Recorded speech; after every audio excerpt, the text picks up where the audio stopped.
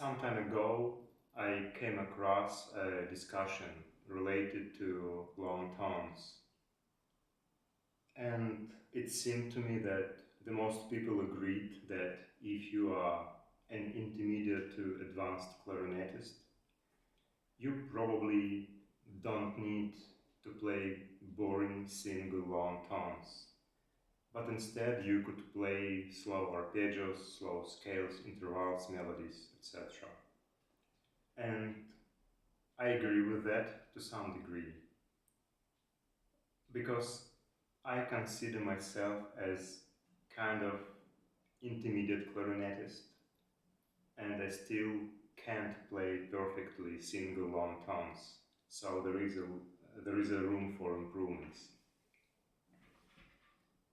Uh, I don't play them enough, just several long tones each practice session, and I don't practice really often.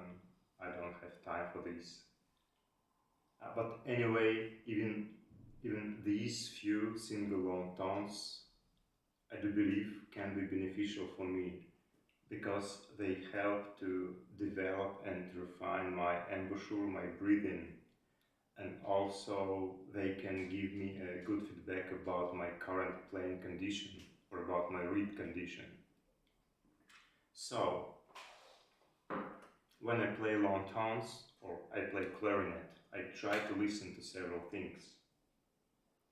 First off, I want to hear really strong bass tone. Let's say I play C.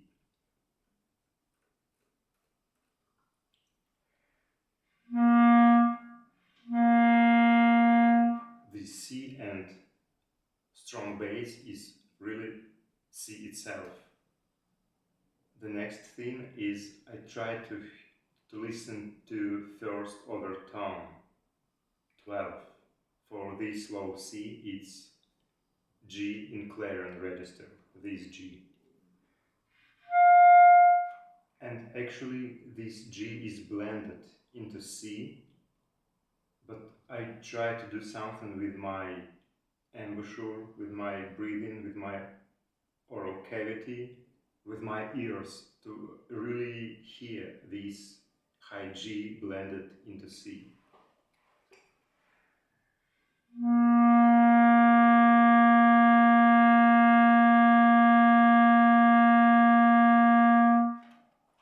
So these two things are welcome in my tone. There are things that I try to avoid. They are noises. One type of noise is hissing. It's sound of air moving through mouthpiece like this. With sound, it can sound like this. And usually, for me, it means that maybe my reed is too hard, maybe my reed is unbalanced, or maybe my embouchure is too loose. The next noise I try to avoid is high-pitched buzzing, something like this.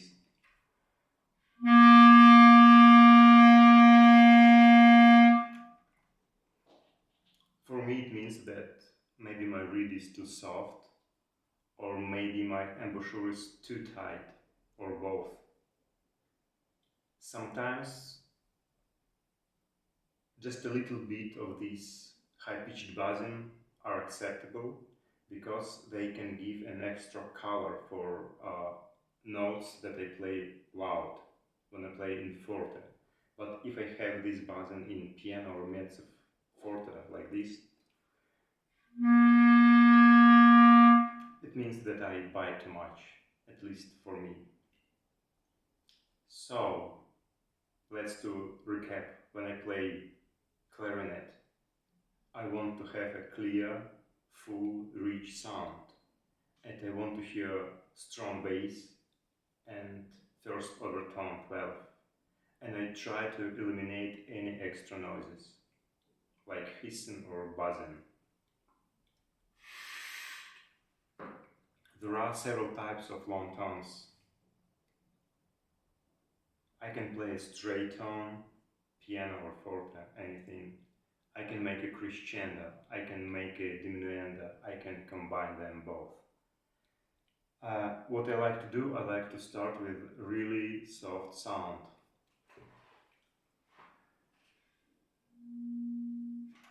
And it should be really, really soft, but still it should be clear, full and rich. It should have strong bass and it should have first overtone.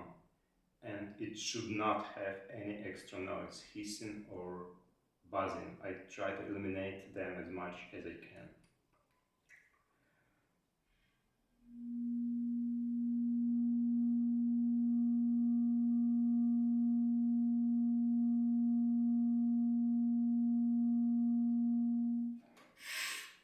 When I can get it, for me it means that my embouchure is about right, my reed is about right. The next thing is I try to make a crescendo. I started really softly with all characteristic I mentioned above, and I try to make a crescendo without losing this characteristic, without losing my strong bass, without losing 12, and without adding any extra noise like hissing or buzzing.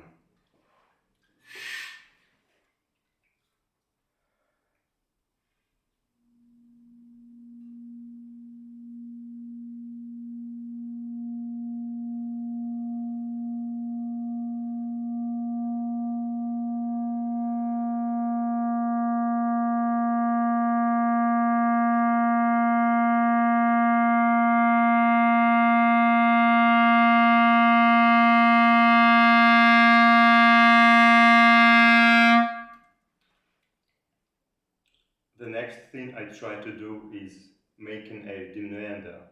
I start a tone really loud. I try to recreate sound and feel of previous note.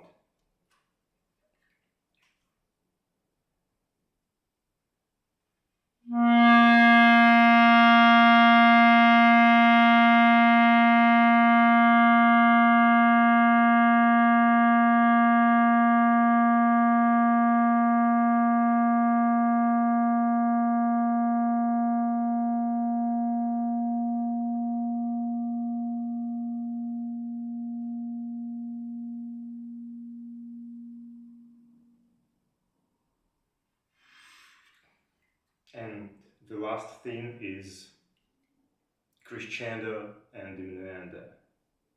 I try to combine everything I tried to achieve before, and I try to distribute my breathing evenly. And usually it's not easy to do for me.